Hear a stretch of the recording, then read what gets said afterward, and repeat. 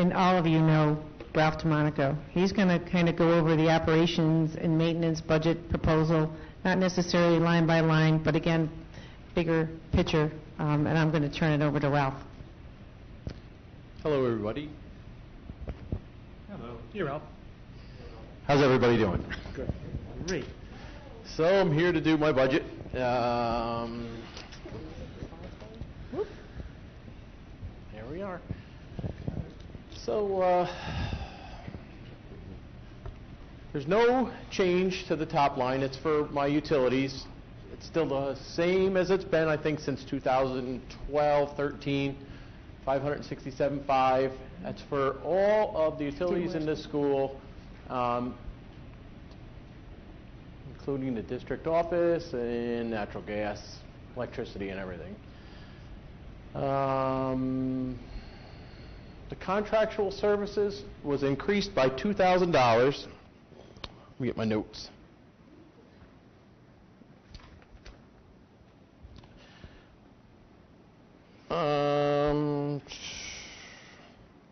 That was just due to some additional staffing. For the $55,000 mandatory services, that is no change in that. That's for all of our inspections and everything, which we have to do every year.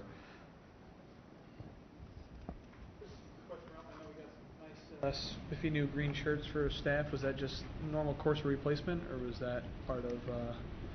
This year we kind of switched that up a little bit. Instead of letting everybody pick what they wanted to pick, we wanted to keep it uniform. Yeah. I've been shooting for that for a couple of years, and we finally got it. Nice. That we just keep them all green with the O&M staff. It was the same budget amount, but what we did is we had a uniform committee. We let them pick, and so they picked for everybody, so they would all wear the same shirts. I think they look sharp. I do too. All right, for the $700,000, how did I increase by $56,000? That was because they're due to our aging infrastructure and our new challenges. This year we spent quite a bit of time on all of our unit events. We went through the elementaries, we went through the high school. I think we're pretty close to getting our buildings up to where they should be with the heating. You know, we still get some heat coils in the classrooms. They too hot, too cold. The elementary unit vents are original with the building, except for the back wing. You know, but we still run into problems. We had a service contract with TBS. We've signed this year for all of our like backup on our JACEs and all the computer parts. We have never had that done since they've been taken over as our building automation systems.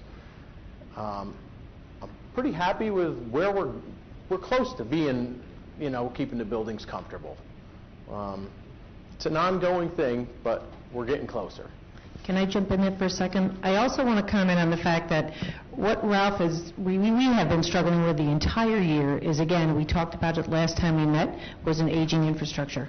Again, so you're going to see when we go to the line-by-line budget items, you're going to see a relatively large increase for O&M.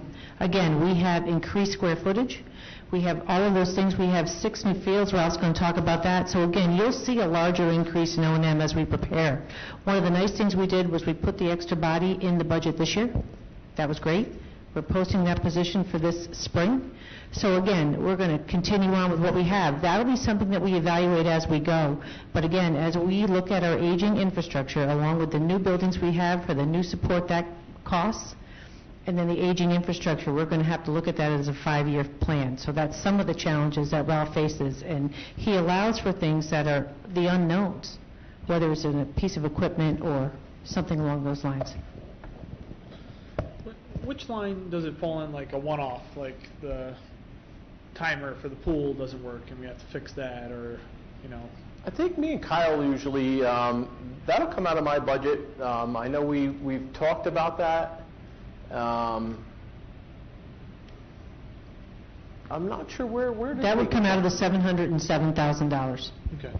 Yep. I just know there's a lot of people will mention things, and obviously there's got to be some sort of work order system. Do we do any training for that?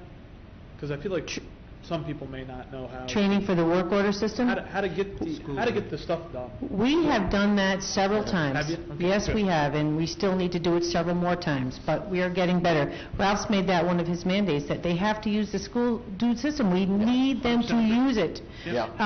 And as we enforce that, that's when we'll see better results. Now, obviously, staff and everybody uses that, but a lot of times we'll be at events, and people will come up to us. I know you took care of the flag in the middle school one time pretty quickly, and Yep. a lot of different little things like that. What's the best way for us to not inundate you with, all the things we hear, but eventually get it back? Let me know. Okay, if that's the best Absolutely. way, we'll do Yep. that. Building principal. Yep. Yeah, I It would mean, be usually the heads and the leads. The custodial staff will tell the heads and the leads, then they'll put it in the school dude, then it'll come to me, and then I'll sign it, or send it to me. okay, I'll get it fixed. I appreciate that. What's It's the automated system called? School dude. School dude? Yep. We do all of our scheduling, Yep. all of our maintenance requests. It's got a preventive maintenance. It's a good program that we have. We do have to get it out there a little bit more. That's school tool. Question here, Ms. Hotel? Sorry. I'm sorry. I know we keep referencing aging infrastructure compared to capital project that we're in the middle of. Where are we seeing some of the efficiencies that we've built into the new capital project helping to offset some of this aging infrastructure? Well, I think part of that is the automated system for the air handling and the controls. I know you could speak to that. I know that when we come to this meeting and someone says it's cold, I text Ralph on the phone and I say, can you fix that? And he can fix it from home. So we finally have a system that works that way. I don't know if you can speak to it a little bit more. So we've had the TBS controls in the elementaries and the middle school. This year we just switched over the high school from our Auto Matrix, which was a dinosaur, to control this building. As far as it will save on energy, the scheduling, the classrooms, so we could put on at 6, turn them off at 3, and we could do that with any univent, air handler, or anything within the whole school district. During that cold spell, I called TBS and I asked them what I should do so we don't freeze pipes. And then the guy did it from up in Clifton Park. He said, we'll shut the whole building down, it closes the outside air, and just keeps the room at 68. Usually we'll go, from a 68 to 72 during the day with students and staff, down to a 60, 58 at night. But when it was freezing, I didn't want anything to freeze. The dampers are controlled, they close the outside air. Sometimes the little felt piece gets, not correctly seated. Like I said, TBS has gone through all of our buildings this year, and we're pretty close. Pretty happy with what we're doing. So we should start seeing some good savings, a little bit more efficient. We still have some old univents, but as they go through, as they went through in this building, he's got them all working. And while he was doing this changeover, anything that he found broke with this whole entire building, we sent a work order up to TBS, and they sent the service guy down to repair. I think one of the other efficiencies that we'll see is that this system is designed that it can put alarms in place. So Ralph and any member, Dr. Bailey, myself, can get an alarm on their phone that tells them that there could be a low temperature alarm or something along those lines. So that also is a benefit to us that we didn't have before. Yep. And that goes with all of our new boilers at the elementaries. Jason? The heating and cooling in the elementary schools doesn't seem to be as consistent as the other buildings. So, upstairs wings and stuff like that in elementary, especially when you have school events and stuff like that, where there's a lot of us in there, just picking up, my son or whatever. It seems like it's always inconsistent there. Or is it Like upstairs in the back? Yeah. So they put exhaust fans in there with phase 1, Yep. and I don't think they work. Okay. They're too loud. Yeah. They did do them clear story windows, they frosted them, and that was supposed to cut down on the heat. I don't think, they don't work.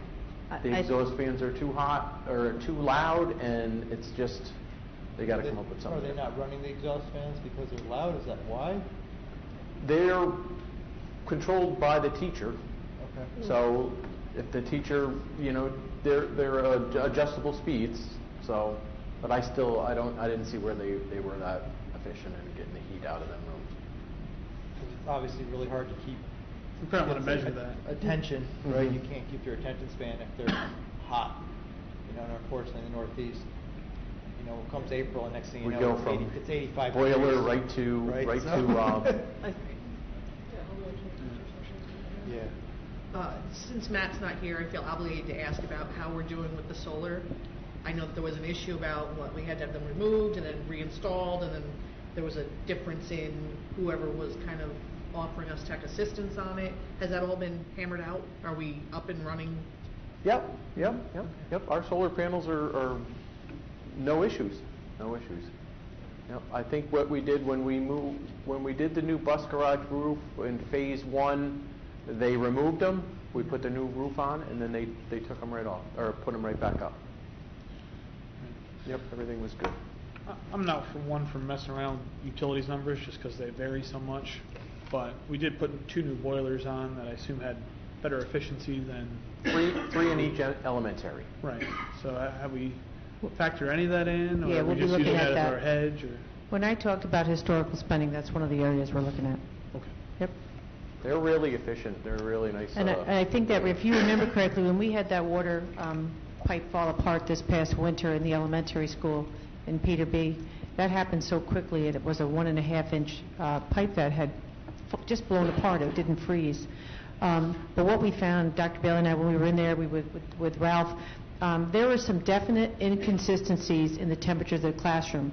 And what we found out through just a phone call is that we could adjust those things. The intake adjustment needed to be looked at. So we made those phone calls. We made immediate changes in the rooms. So what we need to do is develop a communication plan where we can reach out to the teachers. So very often I heard them say, well, it's always cold in here.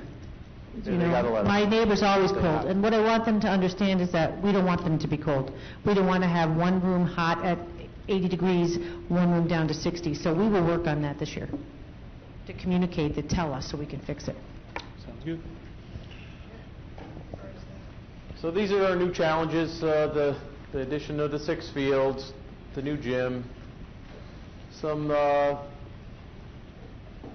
minor and major repairs. You know, we with our new fields, I definitely want to make them look nice. I want to pull into RCS and see, you know, one of my things is like good signage, good parking lots, good curbs, good fields, good buildings. You know what I mean? I want to pull in and be proud. We got our signs.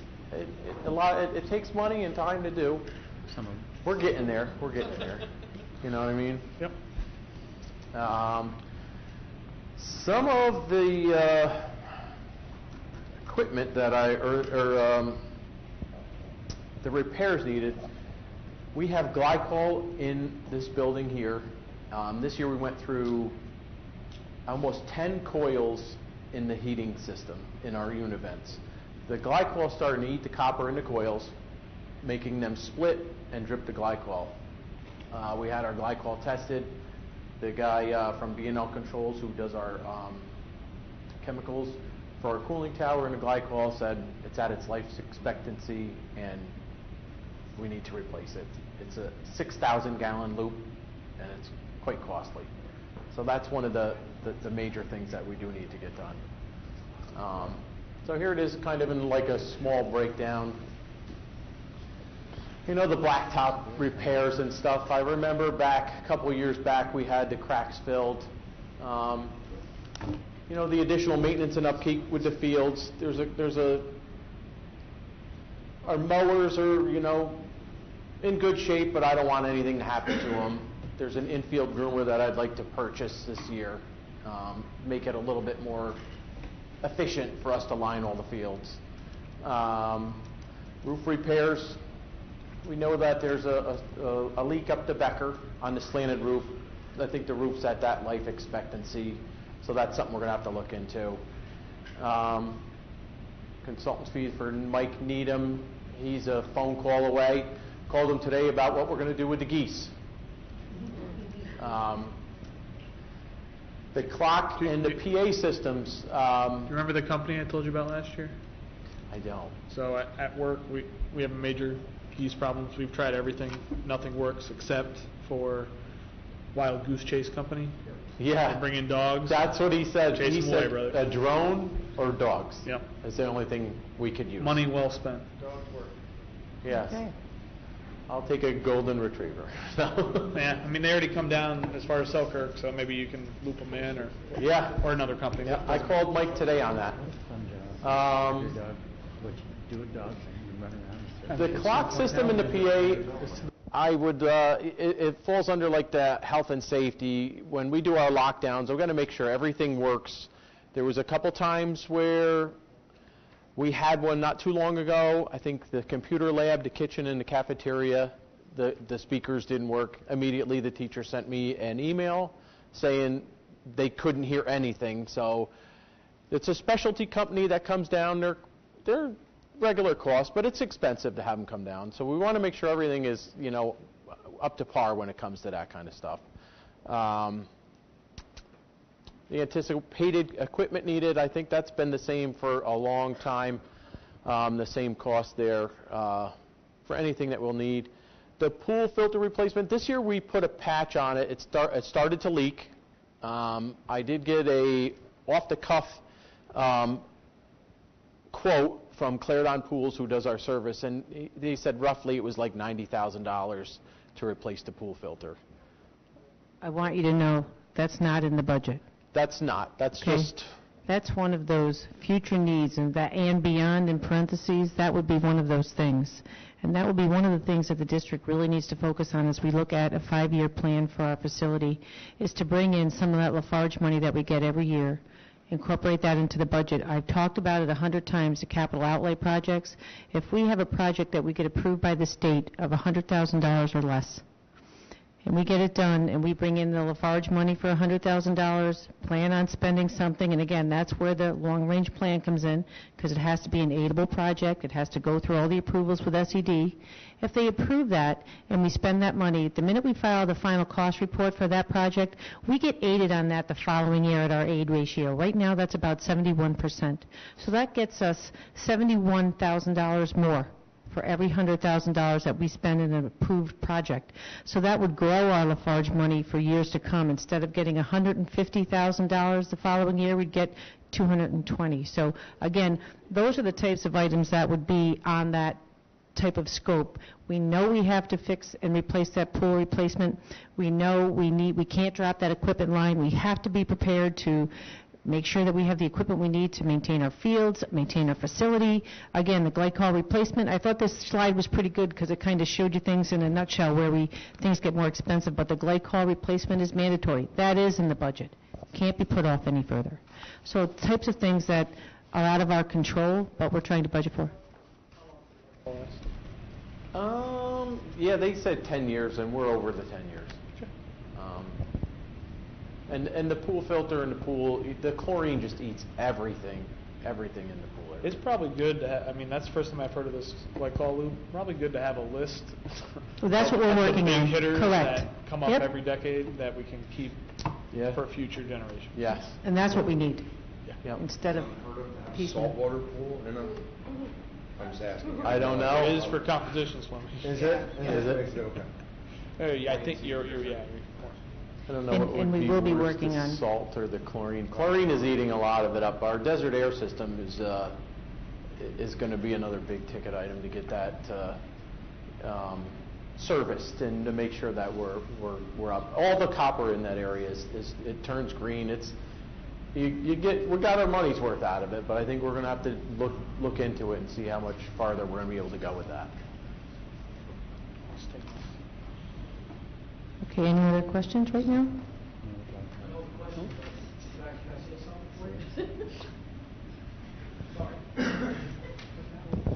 When it came to equipment repair, is another thing that I kind of get my hands on. So me and Ralph have been talking.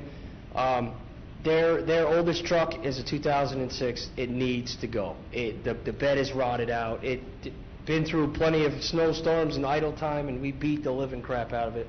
And it has given us everything it has. But I want to look into, when it comes to the equipment replacement, on top of the mowers and the things that you need separately from what I handle, I'd like to look into doing the same thing that we do with our buses, look into a 5-year replacement program, because if we keep these vehicles, again, any longer than that, we're not going to get anything back from them. You know, a 5-year flip around, I think, you know, we'll still get something decent in trade-in. So what may be a $40,000 maintenance vehicle, you know, down the road, maybe it only costs us $30, maybe it costs us $25. You know, with the state contract pricing and everything, it's competitive, and I wanted Ralph and I to go over it and just kind of, the same thing, put it in our heads now. The maintenance equipment that we have so far is okay. There's one that needs to go. And at that point, you know, next year we don't look at vehicles necessarily. Maybe we look into mowers or things you may need to upkeep some of the new fields.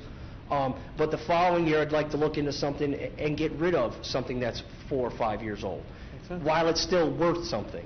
You know, we're only getting scrap value money for these things the longer we keep them and the longer we maintain them. You know, we could get on a replacement program and every 3 years rotate them out and keep the longevity going with minimal, you know, to the school district in my eyes. So me and what's that? All right. The used buses go on a website called Auctions International, Okay. and I it's do know that. Right. to the highest bidder. They go for like nothing.